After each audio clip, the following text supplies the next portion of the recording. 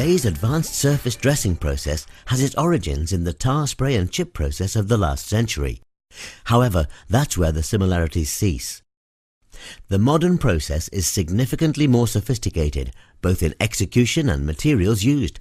Plus, technical advances have been made in specialist computer-assisted plant. Today's sophisticated road dressing techniques produce a new and high-quality road surface with tightly specified chippings held in a close mosaic. This brings with it a number of benefits for the engineer and the road user. It waterproofs the surface and protects the foundation of the road. It stops any deterioration that might be taking place. It gives a textured and skid-resistant surface that plays an important role in cutting accident rates, especially in wet weather conditions and on high-speed roads. It's quick, minimizing the interference with traffic flow, and from a cosmetic angle, it can give a uniform appearance to a patched surface or even a distinctive color to a road. Constant progress means that surface dressings have now been developed for a wide spectrum of demanding circumstances. But meeting the specification precisely needs a high level of both expertise and experience. It's vital that every aspect of the complex process should be totally integrated. But meeting the specification precisely needs a high level of both expertise and experience. The role of the contractor is crucial here because the very best of them offer a total service package from initial assessment to aftercare. Contractors of this caliber are all members of the Road Surface Dressing Association, which has now merged with the Slurry Surfacing Contractors Association and the High Friction Surfacing Association to form the Road Surface Treatments Association.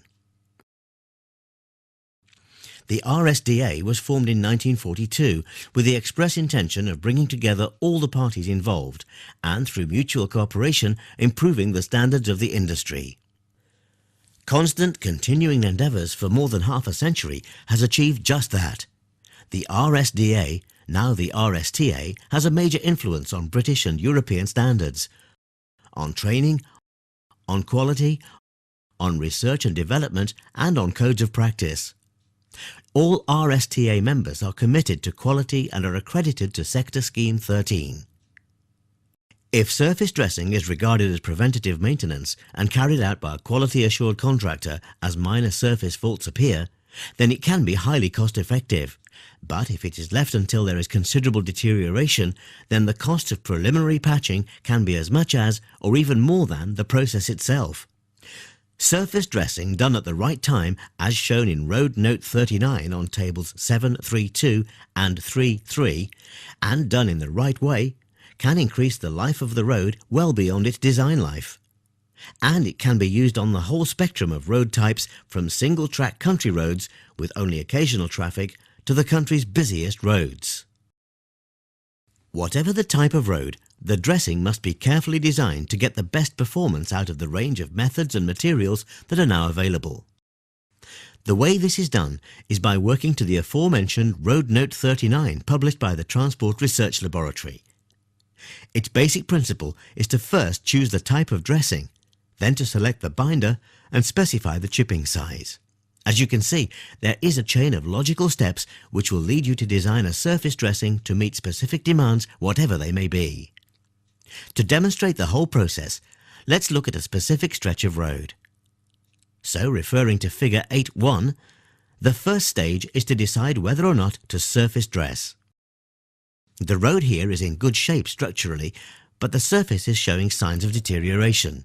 Hairline cracks have begun to appear, and in certain areas the binder has oxidized, leaving the surface porous.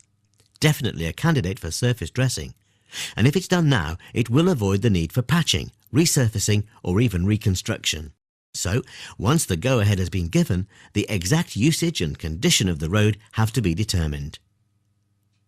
The first parameter is traffic volume. Medium and heavy vehicles cause more embedment of chippings than other vehicles, so they're a critical factor.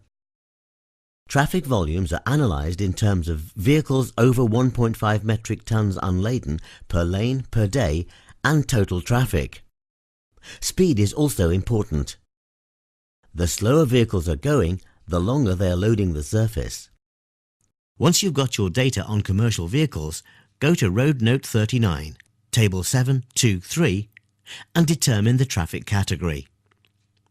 In this particular case, we've got 550 commercial vehicles per lane with free-flowing traffic giving us traffic category D. In the absence of recent traffic flow data, then the new Roads and Street Works Act road type could be used. The more the traffic, the greater the polishing, and this causes loss of skid resistance.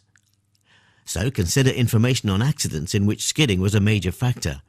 Then consider road geometry and road layout, bends, crossings, junctions, and so on. The surface will need sufficient texture for good skid resistance at high speeds in wet conditions, and the requirements could be different for each lane. The need for skid resistance is the main factor in determining the PSV or polished stone value of the chippings. Now to road hardness. It's important to know the road hardness of the existing surface because it's going to be the foundation for the new surface dressing. The harder it is, the less the chippings will be embedded. The softer it is, the greater the embedment. Hardness is measured by pushing a steel probe into the road surface with a fixed force for a fixed time. The reading is given as millimeters of penetration. 10 tests should be done in the wheel tracks around half a metre apart and an average taken. Similar tests should be done at intervals where conditions change. The road temperature has to be taken at the same time. The whole test is only valid between 15 degrees and 35 degrees centigrade. There are 5 grades: very hard, hard, normal, soft and very soft. To determine the hardness category, turn to Road Note 39, Figure 7.2.1. There are 4 alternatives based on different combinations of latitude and altitude. Our site is in the south at an altitude of less than 200 metres, so we'll use category A of Figure 7.2.2.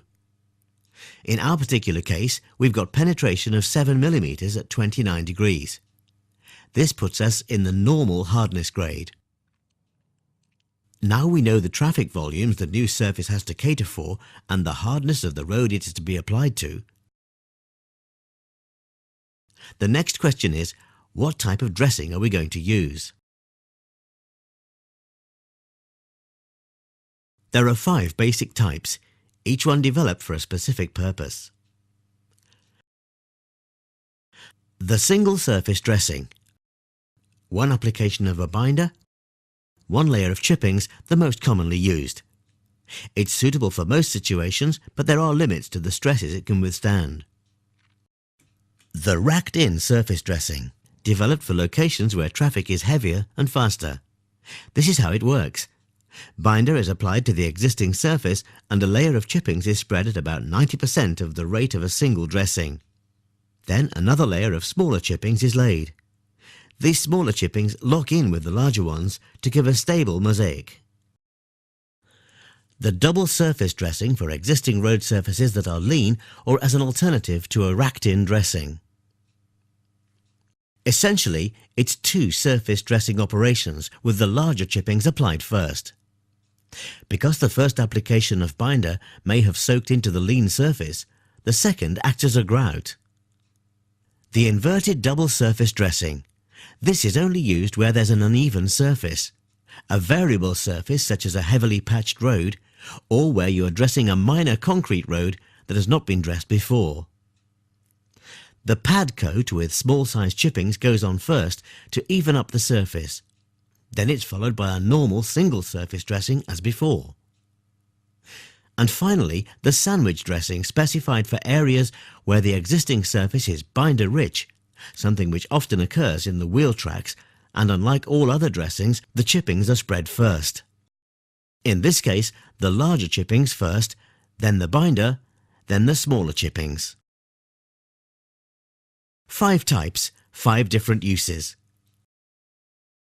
To decide which one, go to Road Note 39, Figure 8.3a and Figure 8.3b. You'll notice here that there are other factors to be taken into consideration, like radius of curvature, existing surface conditions and gradient, all of which will influence the final selection. Using our data of 550 commercial vehicles per day, traffic category D and normal road hardness, we go down through the various options to get the recommendation racked in or double surface dressing with intermediate binder or single surface dressing with premium binder. We'll use a racked in dressing in this case as the preferred option. These flowcharts not only show the type of dressing but also indicate whether or not a modified binder is needed. Today, only emulsion binders are available in the United Kingdom.